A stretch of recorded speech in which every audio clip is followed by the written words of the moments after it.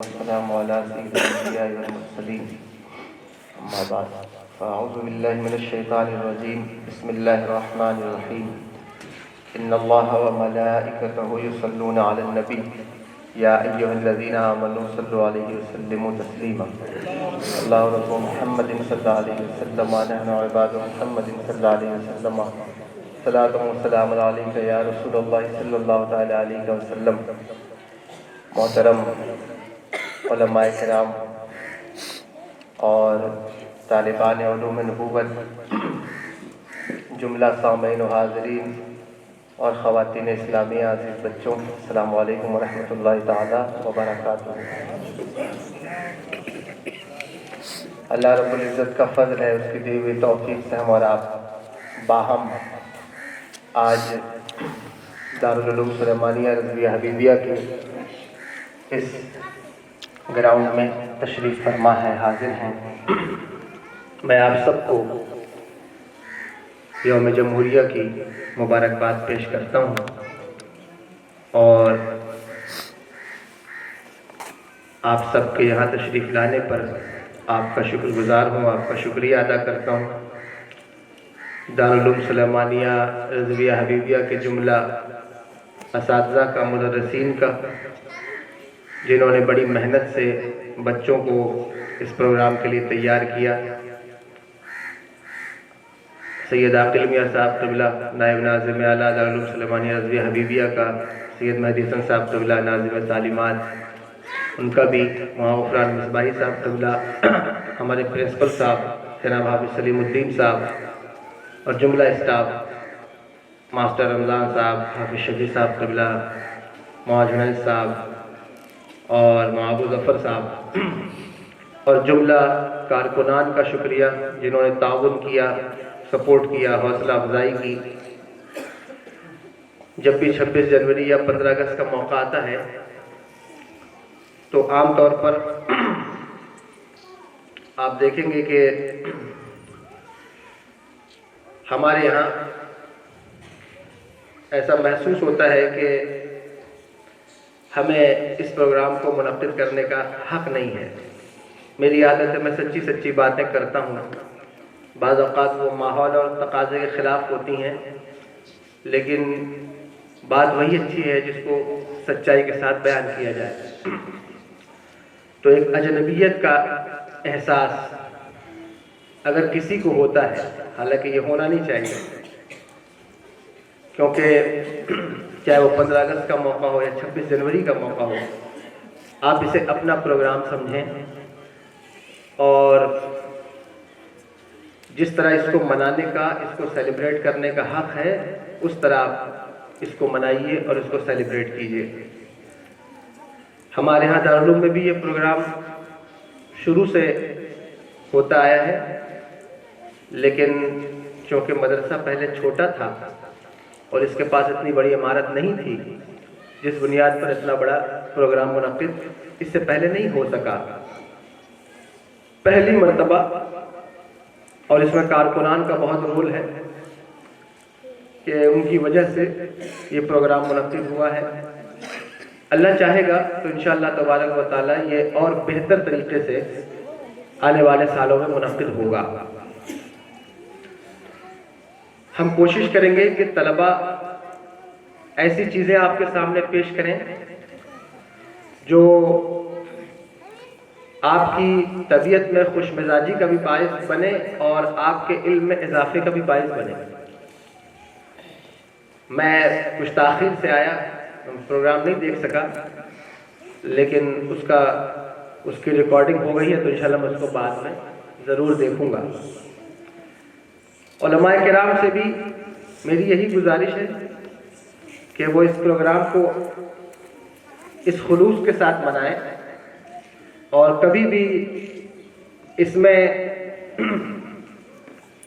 کسی کوتاہی کو نہ برتیں، کیونکہ یہ ہمارا اپنا پروگرام ہے. یوم جمہوریہ یہ ہمارے سمویدھان کی تنفیذ کا دن ہے کہ جس دن ہندوستان کی قانون ساز اسمبلی میں یہ کانسٹیٹیوشن پاس ہونے کے بعد یہ قانون ہمارے ملک میں نافذ ہوا، اس کے لیے بڑی قربانیاں دی گئی ہیں، اور ہندوستان کی آزادی اور مدرسوں کا بہت خاصا رشتہ ہے، اس کو سمجھنے کی ضرورت ہے۔ اگر آپ اس کے بارے میں لوگوں کو نہیں بتائیں گے تو ظاہر ہے کہ لوگ اس سے بالکل غلط رہ جائیں گے۔ مدرسوں کا اتنا بڑا رول ہے ہندوستان کی تاریخ میں۔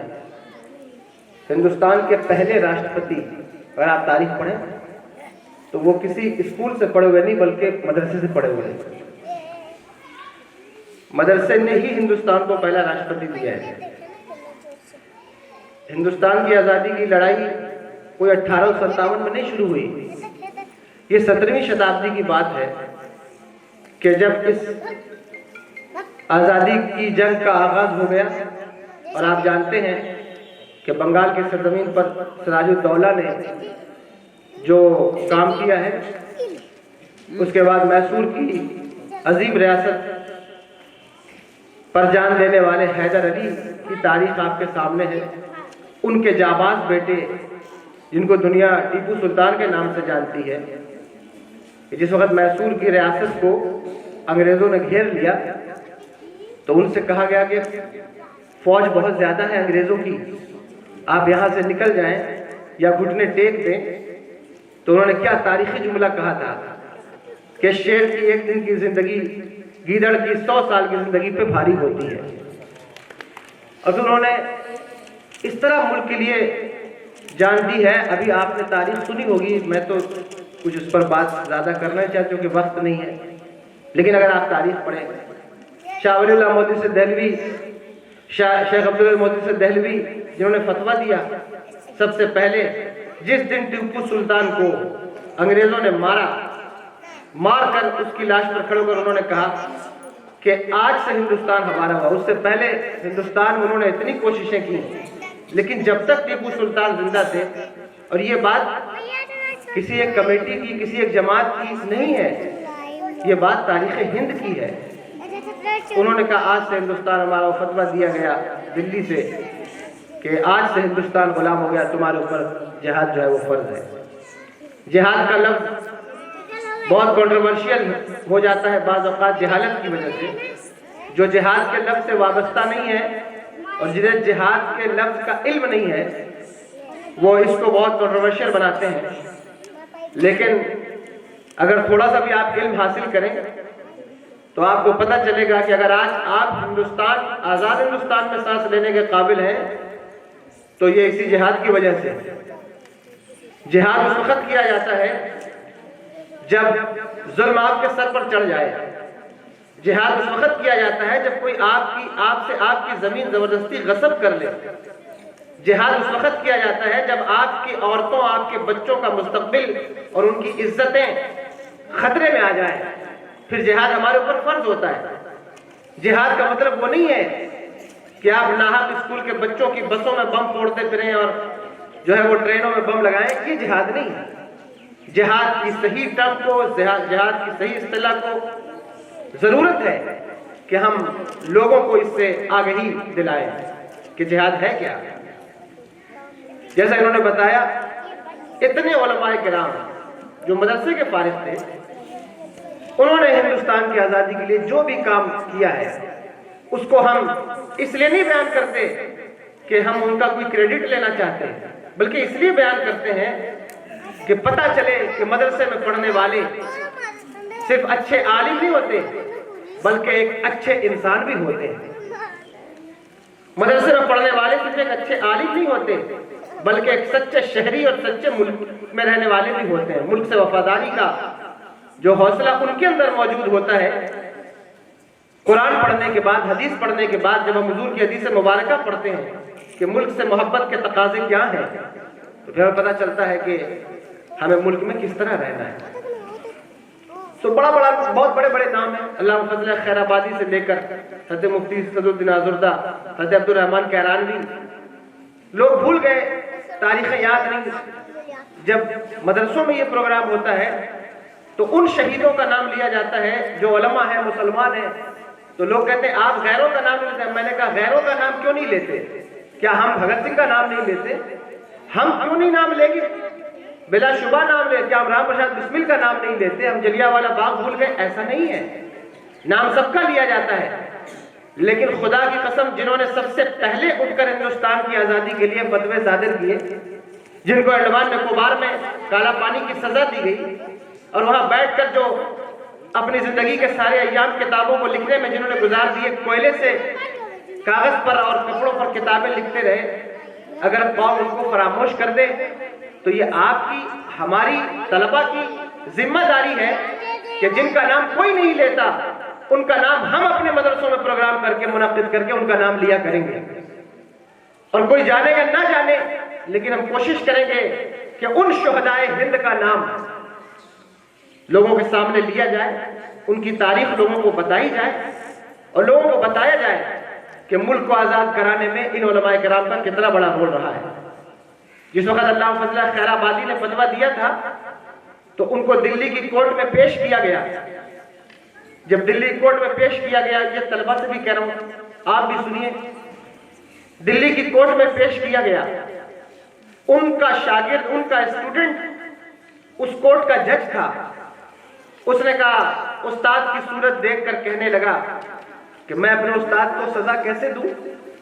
اس نے کہا، حضور آپ ایک کام کر دیں، آپ نے جو یہ فتویٰ دیا ہے صرف اتنا لکھ دیں کہ میں وہ فضل حق نہیں جس کی یہ دستخط ہے، یا آپ یہ کہہ دیں کہ میں نے یہ دستخط نہیں کی یا یہ میری سائن نہیں ہے، ہم آپ کو بچا لیں گے. میں ان سے کہنا چاہتا ہوں جو وقت کی نزاکت پر، اور نزاکت پر کیا، اب تو حال یہ ہے کہ ایک مجلس میں لوگوں کا حال دوسرا، دوسری مجلس میں لوگوں کا حال دوسرا. میں کبھی کبھی دیکھتا ہوں ماحول کے چند لوگوں کو تو میں سوچنے میں مجبور ہو جاتا ہوں، یا اللہ اگر یہ لوگ ہندوستان کی آزادی کے وقت میں رہتے اب تک ہندوستان آزاد نہیں ہو سکتا تھا. اگر ان کی یہ کنڈیشن رہتی. انسان اپنے عزم میں پختہ ہوتا ہے. جب ہم شہداء کی تاریخ پڑھتے ہیں تو ہمیں سب سے بڑی چیز جو نکل کر سامنے آتی ہے وہ کیا ہے کہ عزم مصمم، اپنے ارادے، اپنے وعدے، اپنی بات، اپنی تقریر، اپنی تحریر پر اٹل رہنا. یہ شہیدوں کی زندگی سے جو انسپریشن ہمیں ملتا ہے وہ سب سے بڑا انسپریشن ہے. وہ کہتے ہیں کچھ بھی ہو جائے لیکن ہم یہ نہیں کریں گے.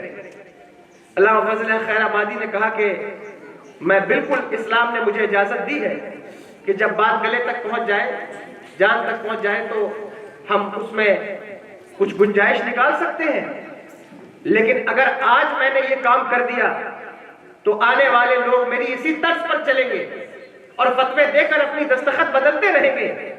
ملک کبھی آزاد نہ ہو سکے گا. اس لیے میں اپنی جان تو دے سکتا ہوں لیکن اپنے فتوے کو تبدیل نہیں کر سکتا. یہ علامہ فضل خیر آبادی کا فتویٰ ہے. اس طرح حضرت علامہ کفایت اللہ کافی مراد آبادی، اتنا بڑا نام ہے. یہ وہ لوگ ہیں جو آزادی کے ہیرو ہیں. جس کو میری بات پر اعتبار نہ ہو وہ سوچیے یوں ہی بیان کر رہے ہیں. لکھنؤ چلا جائے، دلی چلا جائے، اسلامک کلچر سینٹرز ہیں جہاں ہندوستان کی آزادی کے لیے جان دینے والوں کے نام کیٹیگرائز کیے گئے ہیں. کس نے کس پیمانے پر، کس اینگل میں اور کس ماحول میں قربانی دی ہے. آپ جائیے اور پڑھیے، پتہ چلے گا آپ کو. مدرسے سے نکلنے والے طلبہ ملک کے لیے اپنی جان دیتے رہے ہیں. اور صرف ہندوستان کی بات نہیں بلکہ مدرسہ تو وہ ہے کہ جس نے امریکہ کو بھی پریزیڈنٹ دیا ہے. آپ اوباما کی تاریخ پڑھیے. ان کے فادر یعنی جو بائیڈن، اس کے پہلے ڈونلڈ ٹرمپ، اس سے پہلے اوباما تھے. یاد ہے آپ کو یا نہیں یاد ہے؟ اوباما کا پورا نام ہے باراک حسین اوباما. یہ افریقہ نے ان کے فادر. انہوں نے 2 سال مدرسے میں تعلیم حاصل کی. تو مدرسہ جو ہے وہ اپاہج، کمزور، وکلانگ لوگوں کو پیدا نہیں کرتا. مدرسہ قائد، مدرسہ عالم اور مدرسہ ملک کے، ملت کے رہنماؤں کو جنم دیتا ہے. اس لیے مدرسے کی اہمیت کو کبھی کم مت آکیے گا. میں اسکول یا کالج کی برائی نہیں کر رہا ہوں. مدرسے کا لفظ اس لیے استعمال کیا جاتا ہے اور اس لیے مدرسہ کہا جاتا ہے کیونکہ مدرسے میں علم کے ساتھ ساتھ انسانیت کا خاصا دخل ہے کہ علم کے ساتھ ساتھ انہیں اچھا انسان بنایا جاتا ہے. علم کے ساتھ ساتھ انہیں اچھا شہری بنایا جاتا ہے. علم کے ساتھ ساتھ انہیں اچھا ملک سے محبت کرنے والا بنایا جاتا ہے. تو اپنے مدرسوں کو اس طرح مزین کیجئے. اور یہ محفلیں میں بہت مبارکباد پیش کرتا ہوں خاص طور پر نائب ناظم اعلیٰ سید عاقل میاں صاحب کو. انہوں نے محنت کی. میں نے ان سے کہا تھا کہ میں چاہتا ہوں کہ آپ ایسا پروگرام منعقد کریں کہ آنے والے وقتوں کے اندر ہمارے پروگرام کے اندر ہمارے شہر کے جتنے پولیٹیکل لیڈرز ہیں, ہمارے شہر کا جو بھی سرکاری عملہ ہے, وہ ہمارے پروگرام میں تشریف لائے. یہ ہم نے ان سے کہا تھا. انہوں نے کہا کہ اس سال تو نہیں, لیکن ہم اگلے سال سے اس پروگرام کی پریپریشن کریں گے اور آنے والے وقتوں میں ہمارے علاقے, ہماری ودھان سبھا میں, ہمارے شہر میں جو بھی پولیٹیکل لیڈرز ہیں, ہم کوشش کریں گے کہ وہ ہمارے پروگرام میں شرکت کریں. جو سرکاری عملہ ہے ان کے لیے بھی ہم کوشش کریں گے کہ وہ شرکت کریں اور ایک اچھا پیغام ہم اپنے پروگرام سے دینے کی کوشش کریں گے.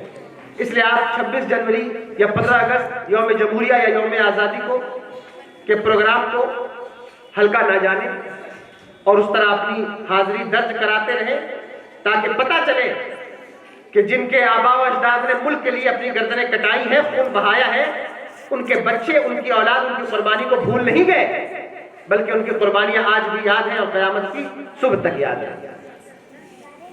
تو لمبی بات میں نے کر لی. میں صرف آپ سے اتنا کہنا چاہتا ہوں کہ آپ اس قسم کے جو پروگرام ہیں اس میں ضرور شرکت کریں, تشریف لائیں. اس سے بچوں کا حوصلہ بڑھتا ہے. طلبہ کو بھی بہت مبارکباد پیش کرتا ہوں کہ انہوں نے محنت کی ہے اور انہوں نے اس طرح کا پروگرام پیش کیا. آپ سب کو بہت مبارکباد. ایک بار پھر سے میں یوم جمہوریہ کی مبارکباد آپ سب کو پیش کرتا ہوں. آپ دعا کریں کہ آنے والے سال میں یہ ادارہ جس کو آپ اس وقت ادھورا دیکھ رہے ہیں یہ مکمل ہو جائے اور اس میں انشاءاللہ تبارک و تعالیٰ ایک خوبصورت پروگرام یوم آزادی, یوم جمہوریہ کے موقع پر منعقد ہو انشاءاللہ تبارک و تعالیٰ. بہت شکریہ. آپ سب کا بہت شکر گزار ہوں, علماء, طلباء اور سبھی حاضرین کا, کارکنان کا, کہ جو لوگ جنہوں نے شرکت کی ہے ان سبھی کا بہت شکریہ. السلام علیکم ورحمۃ اللہ وبرکاتہ. ہندوستان زندہ باد.